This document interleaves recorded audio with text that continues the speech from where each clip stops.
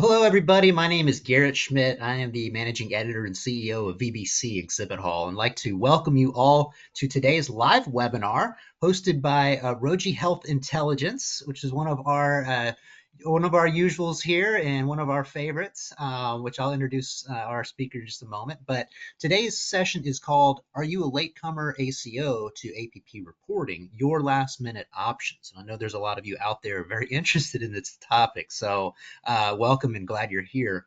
A few items of note before we get started. Everyone has joined today in listen-only mode, so this is kind of a traditional webinar format. So you don't need to turn off your microphone or your camera or anything. We can't see you or hear you. But as I always say, we do want to hear from you. We're going to have some good time for some Q&A towards the end of the presentation today. So if you have a question at any point, and you don't have to wait until a Q&A to ask it, go ahead and drop your question into your attendee module has a question spot there. So just go ahead and put your question there. And we're going to get to as many of those as we can today. If we run out of time or if we aren't able to get to yours for whatever reason, don't worry. Someone will reach out to you via email to make sure we get your question answered. Finally, today's session is being recorded. So what's going to happen is after we conclude here in about an hour, you will receive an email that will have a link to the recording as well as to the slides for download. So hope you can share that with colleagues and friends, and you can rewatch it at your leisure, and hope that you do so. So without further ado, I wanted to introduce our speaker today. We have Ms. Terry Hush, and she is the CEO and founder of Roji Health Intelligence. So welcome, Terry. Thank you so much, Garrett, and hi, everybody.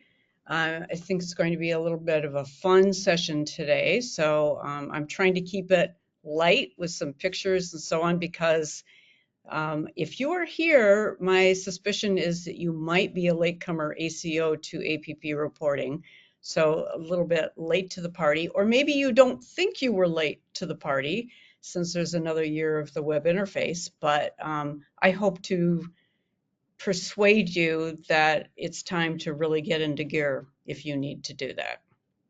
So let's get started. A little bit about us and why we're talking about this topic. We are a vendor in the value-based care technology space. We provide services to providers and a platform for looking at quality reporting as well as cost through episodes of care. Our tools identify patients at risk and target health interventions, and we help you meet both savings and quality goals as well, and health equity goals for ACOs. We are a CMS qualified and ONC certified registry. That's important to the discussion today for APP reporting and all quality payment program reporting. And we report both ECQMs and CQMs, so we are on neutral ground on the topic of the approach, but we have a lot to say about it. So let's talk about whether you are late or not. So you're late if the train for APP is leaving the station. So yes, the web interface will give you an option, but once that train is out for the performance year of 2025, you are indeed lose all your options to be able to do methods of APP reporting that will be more aligned with your other objectives.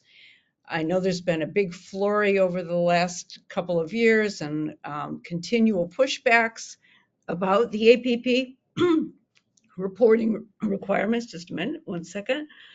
Have a little bit of asthma.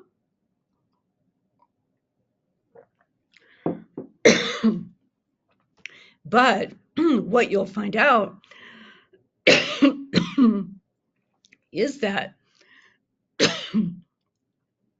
one second. We're working live here, folks, so appreciate you bearing with us. Terry will be back to us in just a moment. Get some holding music. Terry just had to get some water. Oh, there we go. Welcome back, Terry. Yeah, I won't talk so fast, maybe, Garrett. There you go. So let's talk about the signals to watch to determine whether you're on time or on track. That's the train image here with a plan for APP reporting. So chances are you've been waiting for the final rule because you really want to maintain the web interface. And you and many other ACOs are in this boat right now because it's been a whole different world from what providers in the other part of the program and MIPS have been dealing with through quality reporting, reporting all patients, having to aggregate data, and so on.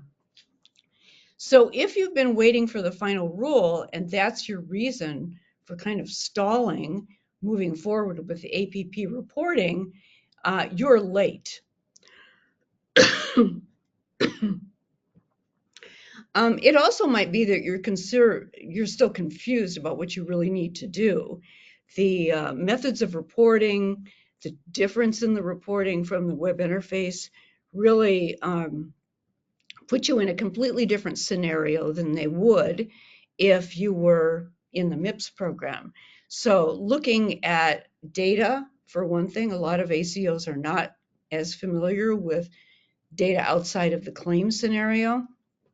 Then that is something you need to look at under APP reporting, which is brand new and it's also very expensive.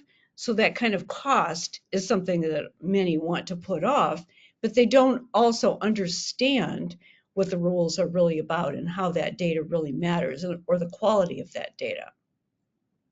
So what if we don't change at all and something just magical happens? Like, for example, that rule gets put off for yet another year.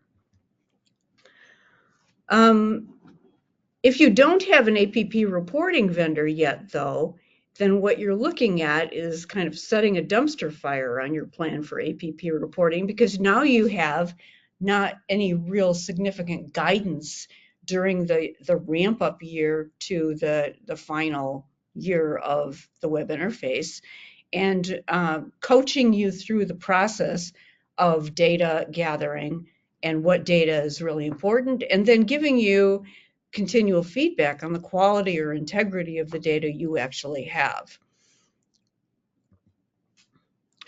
Or you may be kind of in Disney World and you can't really decide on what kind of method you want to do for APP reporting. So it's better just to wait and kind of magically figure that out over time. Or, as many ACOs don't, you don't really have a lot of information about your practice EHRs.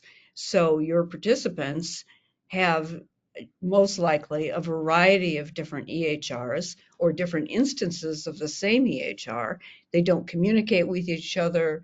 The practices themselves may not have the kind of technical staff that it can even serve up that data. And so that just looks to be like a horrendous obstacle to gathering the data that you need for APP reporting. But lack of that information will create kind of a wasteland in front of you, which is what you're looking at right here.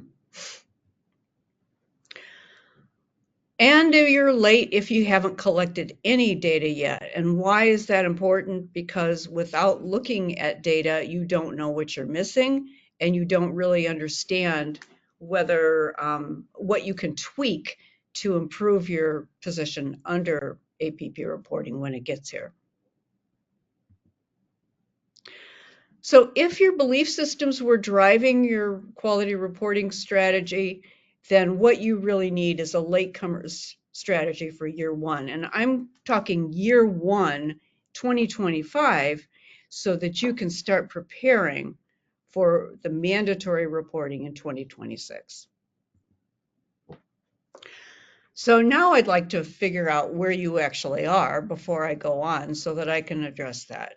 And here are the questions. You can consider yourself late under these definitions. You have to use these definitions, not how you may might think of it. Or you're on target, you're actually proceeding with some of these things and moving forward with APP. And a third is like, so what? There's still a lot of time. Garrett? Okay, so it is should be launched on your screen right now, and this is a choose one that best applies, and these are anonymous, by the way, and we'll show the results here shortly, so you can see where you stack among your colleagues. So it's okay to be honest here. No shame here. That's why we're here. That's why the pictures are funny. That's right. That's right. Okay, I think most people have voted at this point. We're going to give it another 5 long seconds here. Either we're late, or we're on target, or so what? There's still time. Okay, I'm going to close it down in 5, 4, 3, 2, and 1. All right, Terry. So here's our results. 27% of you said we're late. 59% of you said we're on target. And 14% said, so what? There is still time. All right. Well, that's good information. So I'm very curious as to why those who think they're on target are in the webinar today. Are here? Let's not be sure that you're really on target. That's my Hey, never be suspicion. too sure. I would be very interested in a question related to that that would highlight something at the end of the presentation. Okay. All right. Moving on to the facts on APP reporting 2025. So we're expecting the final rule to come out within a few weeks, and that will give us the certainty that there will not be an additional delay for APP reporting, and there may not be changes to the proposed rule. But one of the questions that I think that we're interested in seeing in particular is, will APP reporting through MIPS CQMs, which were permitted this year, be permitted in 2025 and going forward? There's been a lot of comments about that, and I think with good reason, because they give ACOs the flexibility to use a lot of different data sources. And as I said, we're neutral on the actual reporting method, but we think it's an advantage to ACOs to actually be able to use CQMs. But both reporting methods require data collection for both numerator and denominator values. And there's a little bit of a surprise coming on that one in just a few minutes. So measures in the APP, there's active reporting required for 3 measures: diabetes, hemoglobin A1C, preventive care and screening, controlling high blood pressure. You know that's going up in 2025. Measures are calculated also by CMS and survey vendors. So, but what we are really focused on today are the active reported measures that will be continually ramped up over time, as you will see. How the reporting options compare. ECQM still applies to all eligible patients. That means any patient that has triggered a measure. It does not allow for changing any value that comes from the electronic data source for ECQMs, which is a QRDA1. And therefore, the denominator calculation is made by a third-party intermediary, which is collecting that data to determine the eligibility of the measure, of the patients for the measure. Medicare CQMs apply to Medicare patients only. It does allow manual intervention, meaning that data sources can come from a variety of things. They don't have to be in the field in the EHR to be exported to a particular format. And here's what's new is that the denominator calculation, which CMS in the original rule said would come from CMS lists of eligible patients, just this last month, they clarified that those lists need to be backed by aggregated data from the ACO, meaning that there still must be some data collection, which we could be practice management type data or billing data or EHR data that has the demographics and basic billing information. So it's not as easy as it was going to be. It is going to be a little bit higher bar to be able to aggregate just the practice management data, but not impossible. So either way, the denominator calculation is going to require some data aggregation from all practices. And just to be specific about the reporting denominators, if you're doing APP reporting via CQMs, the electronic calculation of that data comes from QRDAs, and it covers both the denominator and the numerator of the measure. And it's fed up by the EHR in as part of their certification, they have a program in it that creates this document, a QRDA1, and then in the system turns it into a QRDA3, which is the reporting vehicle to Medicare. When you're an ACO and you're looking at that from multiple practices, the QRDA1 is what's significant to be reported to your intermediary so that they can match the patients across all of the systems and have a unique patient ID for the ACO. So it's a little bit different than what happens in EHR reporting in MIPS, where it's completely seamless. It's not, it's a little bit more complicated. Now, on APP reporting with Medicare CQMs, the CMS quarterly list of eligible patients is one thing that you can use, but ACOs now must validate the denominator data using their own data. So you can't just depend on the CMS list. CMS will be checking that when they do audits, and that will be required. So it's a little bit of a bore here, BOAR.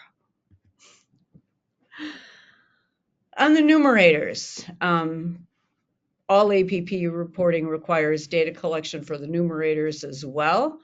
APP reporting via CQMs come in on that same QRDA.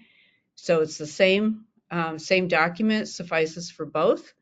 And APP reporting on Medicare CQMs can be manual. It can be aggregated by your third-party intermediary in flat files. It can come in through QRDAs. You can use a variety of different tools to gather the data for numerators and CQMs that you can't use for ECQMs. It must come through the QRDA on the ECQM. So let's talk more about the ECQM method. All patients under CQM is an exact science, meaning that it really must be, all patients must be collected in the aggregation of data, and patients are matched across all practices to create a unique patient ID. You can't have a situation in which one practice does not have the ability to export those QRDA1s, meaning there may not be on a certified system, or we'll go into some of the other reasons. But it must be all practices can report the exact same thing. You can't have some practices being able to report QRDAs and some practices a different kind of format, say a report coming out of the system, or ECQMs is not the option that you may use as an ACO. It has to be everything. Here's the issue. Not all certified EHRs can produce QRDA files for external use. As I mentioned, these are designed internally as a process for EHR reporting, primarily under MIPS. It could be used under ACOs if you only have one system covering all of the participating providers. But in the QRDA1 is meant to flow through the system into a QRDA3. That's what it means when they say interoperable.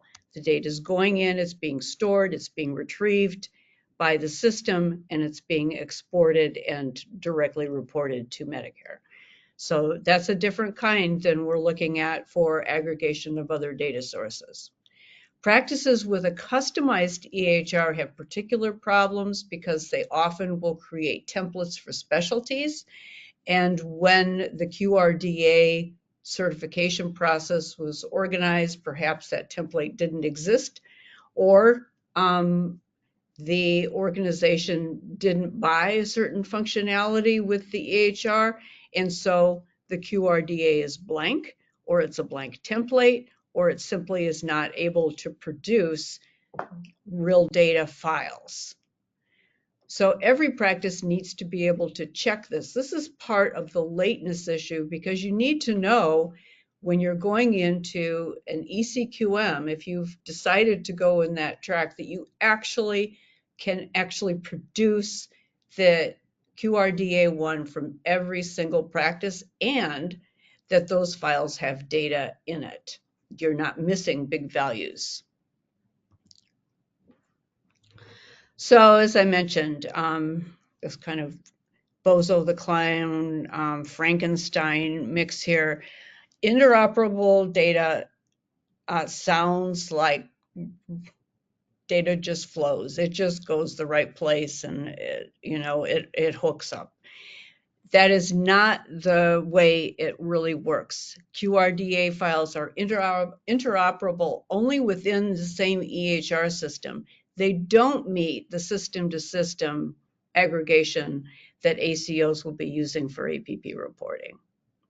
And that's because they don't talk necessarily. Your vendor will have to make that happen by collapsing all of the QRDA1 files and matching those patients in order to make it an interoperable. And it also means that when you choose your vendor, you will need to search, and you want to do ECQM reporting, that you will also need to make certain that your vendor is ONC certified as well, so that they can actually consume the QRDA ones and turn them into the reporting tool for Medicare. As I mentioned, the QRDA1 files are tools for EHRs to collect that data and report it through QRDA3s. QRDA3s cannot be used for APP reporting. They are the report that is the summary of all patients. That is not what can happen with ACOs because it doesn't match the patients. It doesn't apply the criteria you need for quality reporting. So when will ECQM reporting work best? Well, it will work best for larger ACOs that are on one system or practices that are on one or more systems that are ONC certified with tested capability to produce QRDA1 files with data. And that is not an obvious situation. We have received QRDA1 files that are blank from big systems. So it really depends on the installation of that system and how that QRDA1 file was constructed vis-a-vis the usage of the EHR. It will also work best in certain conditions. If you need a faster time frame for APP reporting with the ECQM method and you have tested the data, then ECQMs will be pretty fast. It is not to say that there won't be a requirement. However, all those QRDA1 files are produced in a format that needs to be converted into a different program to be consumed and matched. And so there will be a requirement on the vendor side. It isn't instantaneous to get QRDA1s ready. It will be more expensive, without a doubt, to use ECQM reporting because there are, number one, more patients involved. It means reporting all patients who are eligible, regardless of their coverage status. It's not just Medicare. There will be more data in it, and there will be more processing time and more storage of that data for QRDA1s. They are big, fat files. The data value, and I think this is an extremely important consideration for the overall future of your data efforts. The data value of QRDA1s is limited to quality reporting.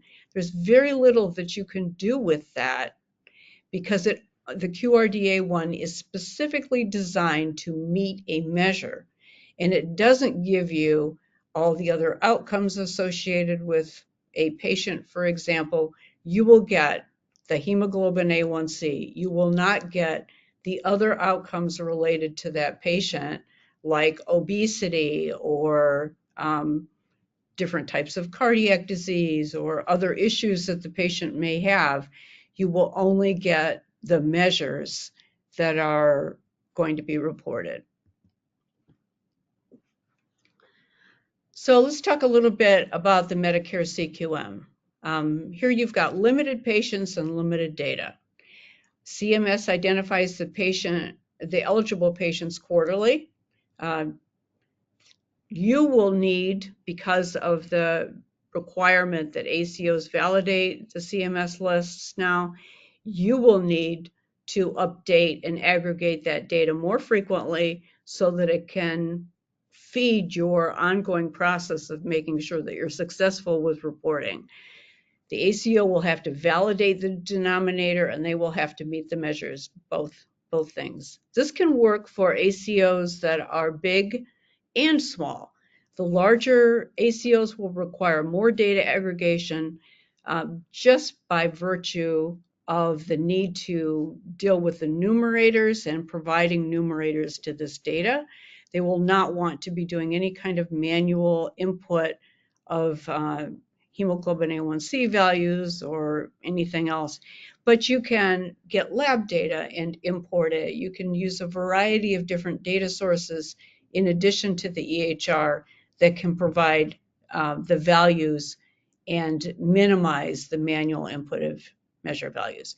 But smaller ACOs, those with a very small number of patients, may want manual input of the measure values because it will lower their prices for actually APP reporting through the Medicare CQM. So I think one of the things that we do is we provide several different plans for APP reporting for Medicare CQMs specifically, depending on the size and capacity of the ACO to collect data. And that way, we can tie our plans in with the economic value of the product and also with what the ACO wants to do. You can also use multiple electronic sources of data in Medicare CQMs or any kind of CQM reporting. But quite frankly, the Medicare CQM product is a backhorse. Things are being hung on, like the need to validate the Medicare list. The use of the Medicare list is a new thing. There's no Medicare eligible list in the MIPS program, for example. And in reality, we're talking about an environment in which we're going to be weaving multiple data sources and capabilities, and it will require more innovation, flexibility, and a real opportunistic approach between the vendor and the ACO to be able to reach the right level of workload for the ACO to try to minimize that and balance the successful reporting.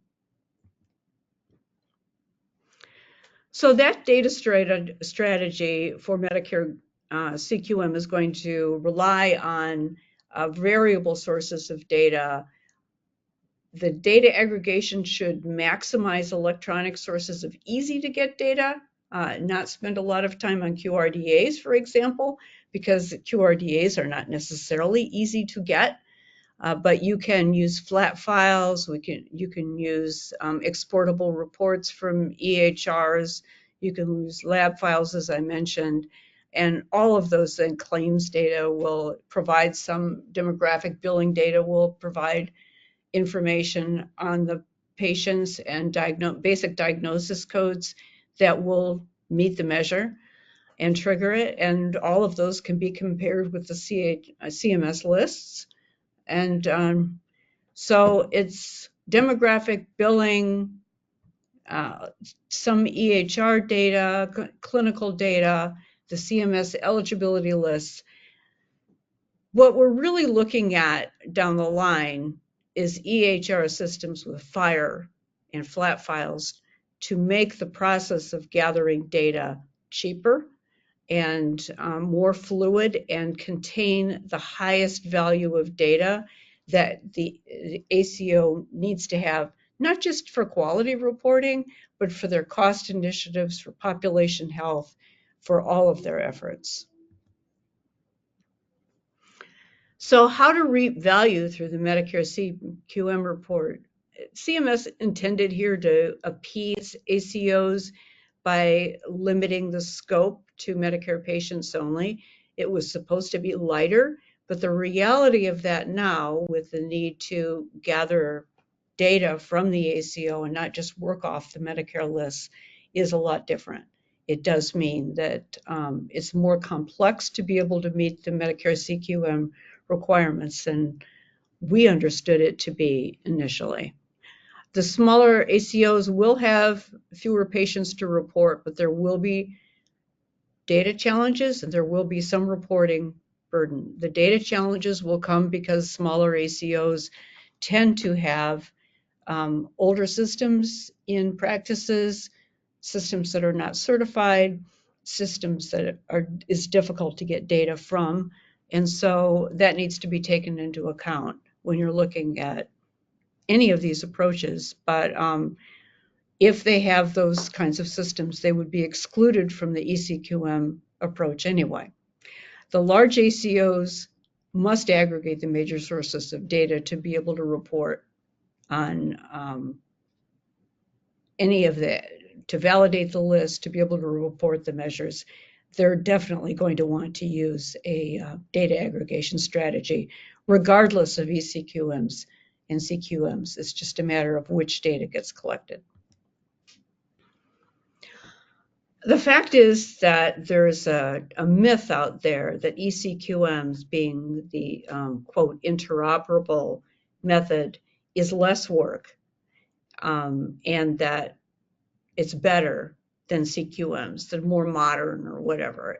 It is not true. Neither ECQMs or CQMs are easier or better in the sense it will make your reporting more successful.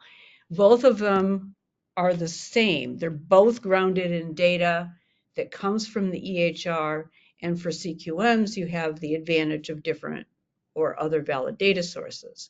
Both of them have some challenges if the data is not easily obtained.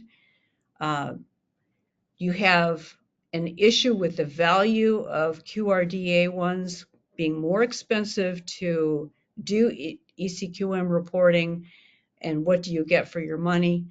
But the bottom line is the most valuable method of reporting is the approach that will produce the best results for your ACO in both workload and quality results.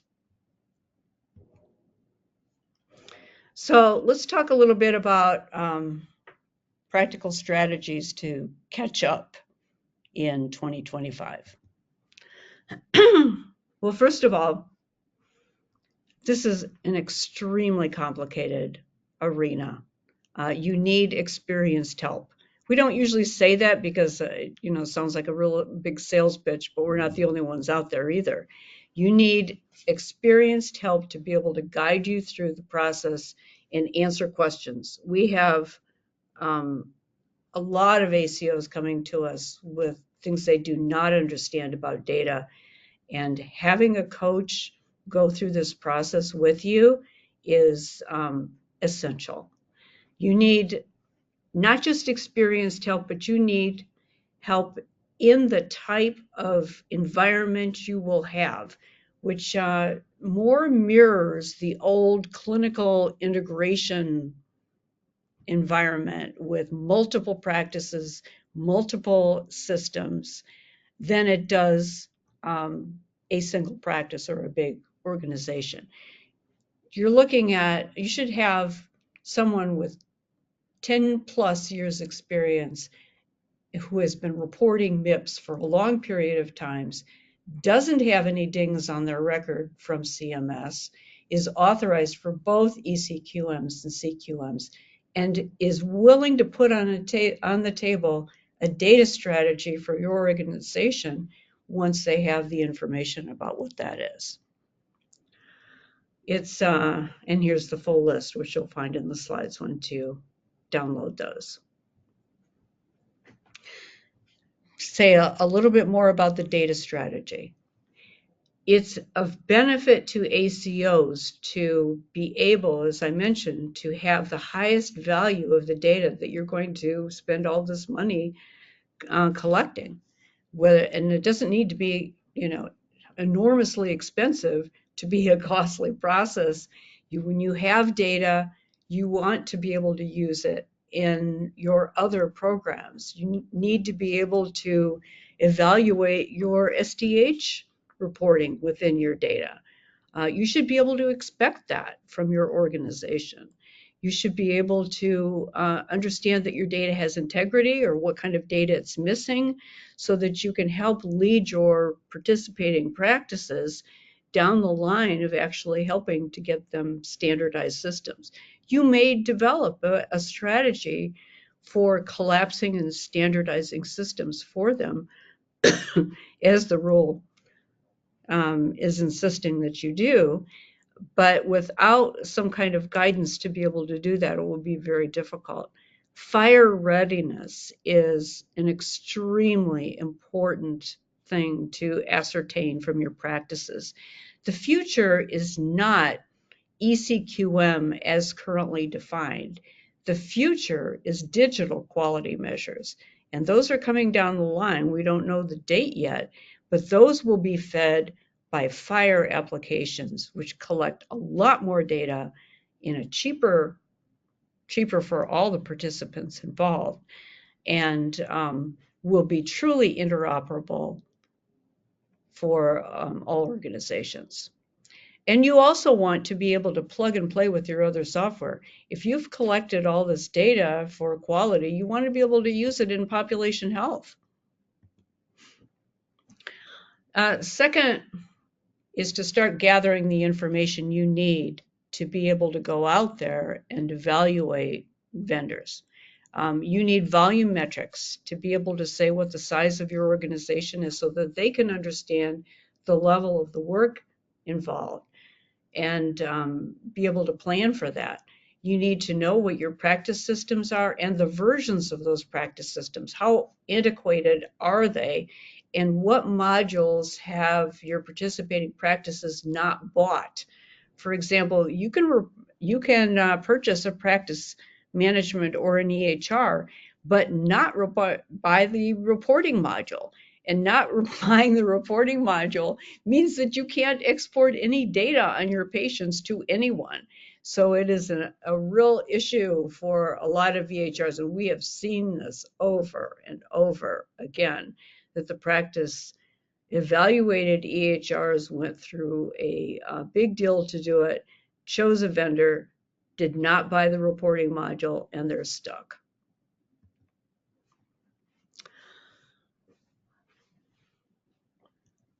So I think that one of the things I didn't mention in that list, and I think this is extremely important, face the number one issue that you will have, which is to verify and ensure that QRDAs and FHIR capabilities are in the systems in your practices. And if not, work with those practices to identify their options.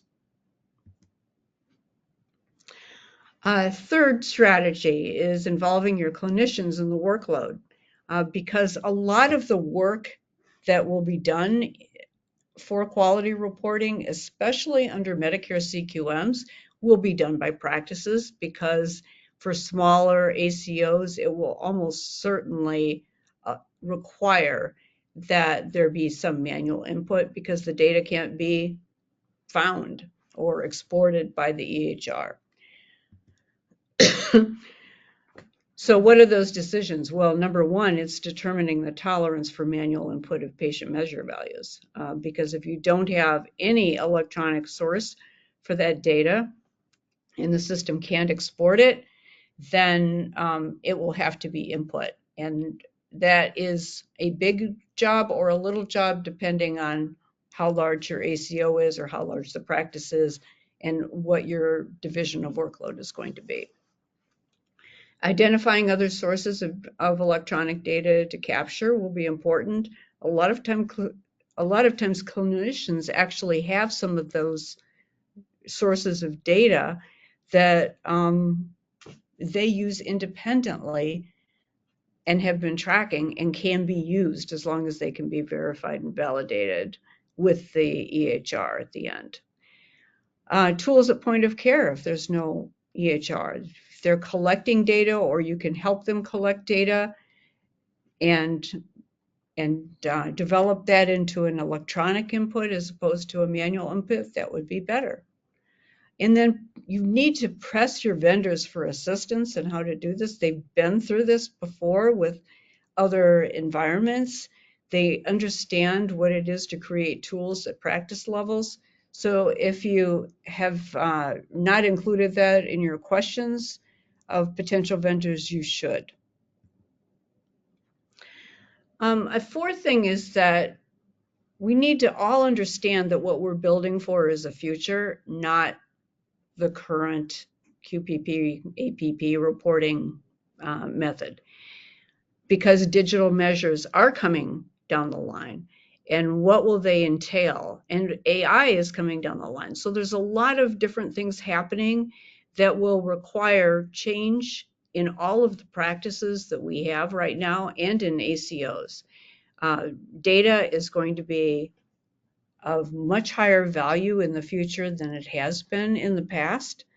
And so developing a system strategy of how you deal with data is a really important goal for ACOs, and one that many ACOs are beginning to focus on right now. Testing your data exports, building internal consensus for what you need to do, and piloting FHIR are all on like my high list for what organizations need to be looking at right now.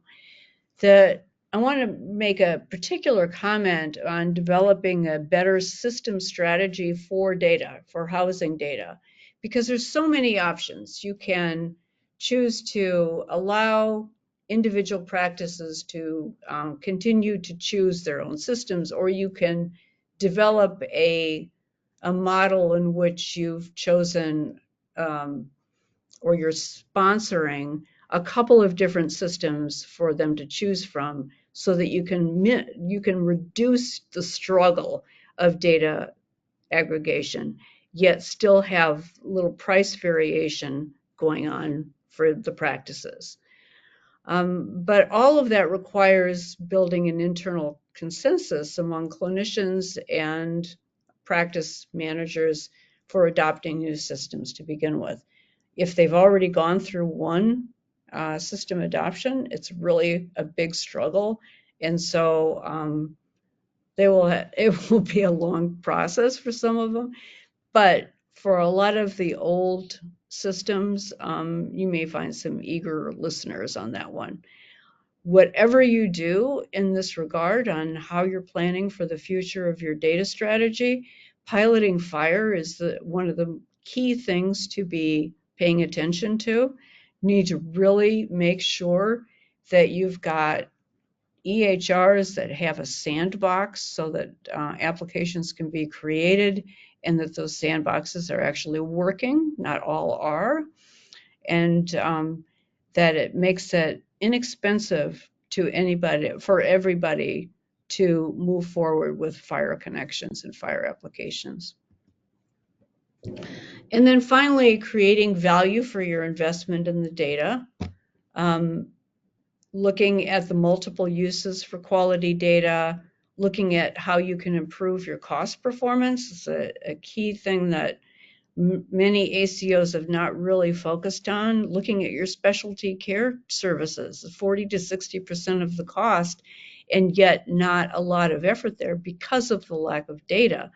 But looking at different sources of data, identifying data in your specialty practices that you're referring to, all of that is coming onto the horizon and needs to be in the talking mode at this point, but definitely part of your long-term APP reporting vision. So a little wrap up is my favorite little outlet. If you really have put off reporting, APP reporting in 2025, um, I have to urge you to think about that again. But in any case, CQM reporting will be your safest bet for a quick start because you don't need to do as much spade work on the practice systems as you do with ECQMs. CQMs can be done with a lower reporting burden. If your EHRs are modern and appropriately used, they should be able to export the data. But you should use the expertise that you're purchasing with the review of your organization to be able to make those decisions. There are situations where I would say definitely ECQM all the way. But for most of the ACOs that we are seeing with multiple systems, it is a tough, tough road for the early one. Build for the future, though. Consider your first year, especially 2025, if you're going to do it, as your practice year. Identify the errors that are coming through, where are the holes in your systems, the holes in your data, and your performance, and build it for 2026 in a way that actually is tested. And now I'm available for any questions.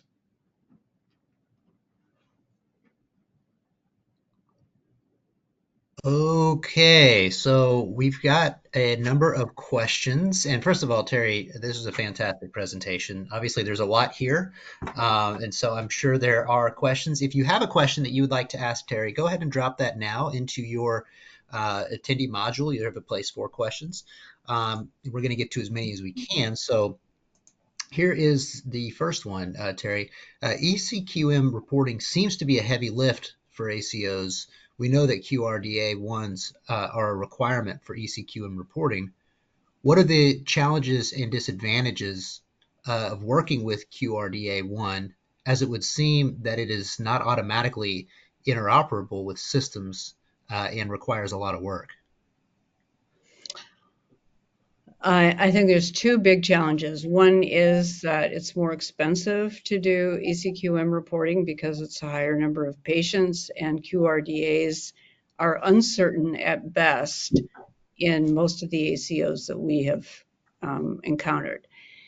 It doesn't mean that an ACO with a couple of major systems, you have Epic, Athena, that you'll find ECQMs to be a valid and easier approach. QRDA ones are more expensive. It will raise your cost for reporting in the first year. But it will also, it could reduce your burden. It really depends on that answer to that question. Who are the systems? Got it. Okay, next question here is, do we have the option to straddle the fence and report both ECQM and Medicare CQMs for our ACO? And if so, what impact would that have for us? Nope. Nope, you don't have the ability to straddle the fence. Now, that said, you may have a plan. that says we really want to report ECQMs if we can. Again, as I said before, one is not better than the other. You know, don't be fooled because they come in with this interoperable label when they're just electronic data. That's all they are. Both cases, electronic data. They don't feed like fire feeds and they're lower valued. So you still may have a plan, and you might want to say, we just know we don't want to spend any time gathering data from anyone. We just want this to be produced by our magical EHRs and get on with it. A vendor might say to you, sure, we will go down that road with you. And if we can't get all of the QRDA ones from every system so that you can report for the entire ACO, because you can't do it if even one of your practices can't produce the QRDA ones. Then we can drop down and do Medicare CQM. They will charge you, though, at the level of the Medicare CQM. So, because that makes sense, they've already done the work on that kind of conversion of the data and, storage and, effort, level of effort to spend at QRDA ones. Or they may charge you a blend that would add on Medicare CQM. So it's I wouldn't advise it. I would advise going, what my favorite strategy is start with the understanding that you'll probably do Medicare CQMs, but convince your vendor to help you during the year to test QRDA ones as an option for most of your systems. That way you end up with both. Gotcha. Okay, next question here, moving right along, is it would appear that CMS views Medicare CQMs as a stopgap to full ECQM reporting. What recommendations would you suggest for our ACO as a strategic map to plan ahead for our future reporting processes? I do believe that that is the case, that it is kind of a stopgap, because Medicare wants everybody to report all patients. That's been the way it has been in the MIPS program for so many years, and they want everybody to have parity across the entire spectrum. But I would definitely take the Medicare CQM gamble if it is easier for you and if you're going to be successful. Whatever works for you, as I said, is the way to go in the early years and test your strategies. And ECQMs are not the goal. Digital quality measures are the goal. Digital quality measures are hooked to a different data source than QRDA1. I would hold out as long as you can until that happens. Indeed. All right. Next question here is I know we still can use MIPS CQM for PY 2024, but what are the odds that CMS will consider keeping merit-based incentive payment system MIPS clinical quality measure CQM reporting method as an option for 2025 and beyond? Well, I think it's a pretty good option for 2025 because they have it in the proposed rule. They're not going to limit that in the proposed rule for 2025. 2026, I think it will be surprising if they limit it and go to a requirement that organizations do ECQMs only. I think it is more likely that they would ramp up the time frame for digital quality measures and start moving in that direction. But these are long-term questions. I don't know. No crystal ball on this one. It's a danger, but I don't think it's a significant danger. Okay, anybody's guess, I suppose, what's going to happen. All right. Well, that is actually all the time we have today for questions. So, thank you, Terry, again for a fantastic presentation. This was wonderful. And if you are still here with us, we're going to we're going to send out the recording to today's session, and so you'll have that, and you can rewatch that. And if you have any other questions at that time, then of course you can reach out. But as we conclude here, wanted to encourage you all to head over to vbcexhibithall.com and check out the Roji Health Intelligence virtual exhibit booth that's there. Terry, can I have you advance that slide? There we go. And so that's what it looks like. And there will be a link on the slides where you can go there and visit that directly. But you'll be able to read up on them and see what Roji's doing in the space. There's a lot of great resources that they have. And of course, through that, you can reach out to them. There's also a lot of great resources in our library uh, where you can see other webinars on these topics and a lot of articles and white papers and so on. So hope that you spend some time with us there. And of course, it's all free to the public. So for you to enjoy. And then as we close, if you would like to reach to Terry directly, you can reach her here. And her, well, let's see, actually, yeah, no, her information is here. And also Leonard Ho, who will be able to help you, and either of them will be able to guide you in the right direction.